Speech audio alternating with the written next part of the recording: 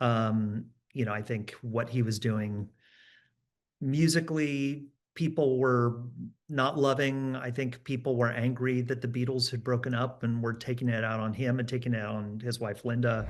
I mean, I think it's a time that was both kind of personally, satisfying, that he had a new family. It was some of the happiest days of his life, but it also were some of the most painful days of his life. I think what he was doing musically, people were not loving. I think people were angry that the Beatles had broken up and were taking it out on him and taking it out on his wife, Linda. And I think in many ways he just hadn't really wanted to process a lot of it. And it's maybe presumptuous to say that he wanted to make this film as therapy, but I do know now, having shown him the film multiple times, that it is him still processing this period. I think he's still coming to terms with it. I mean, even over the past several years, he's added more and more songs from Wings into his sets. Like, I think he's kind of understanding that it was a bigger deal than he maybe realized. I mean, to me, it's kind of the setting of this whole documentary. Um, he had bought this farm in Scotland as a tax dodge. He didn't even like it. He'd only maybe spent one night there before. And Linda said, "Can we go up there? You've said you own this farm in Scotland. Let's go." And she goes up there with him and loves it. And Paul sees it through her eyes.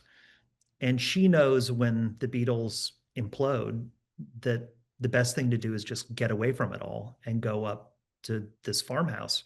And it's not a nice farmhouse. It's a little dingy 2-room stone farmhouse, surrounded by mud and sheep.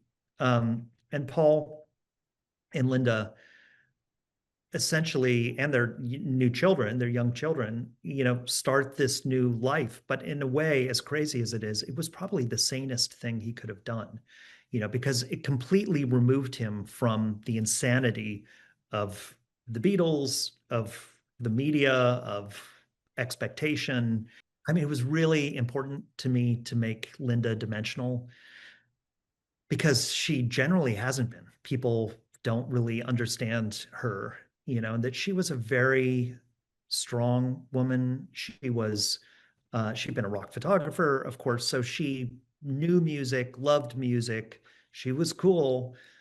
And she had had a child before. And I think Paul seeing Linda as a mother really made him think, this is a woman who could be the mother to my children too.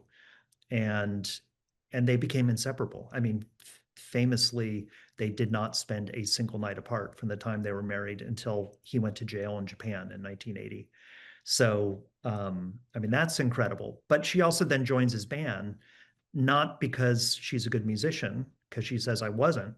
It's because they loved each other, and Paul wanted her there because everything he needed to do in his life had to come from the family.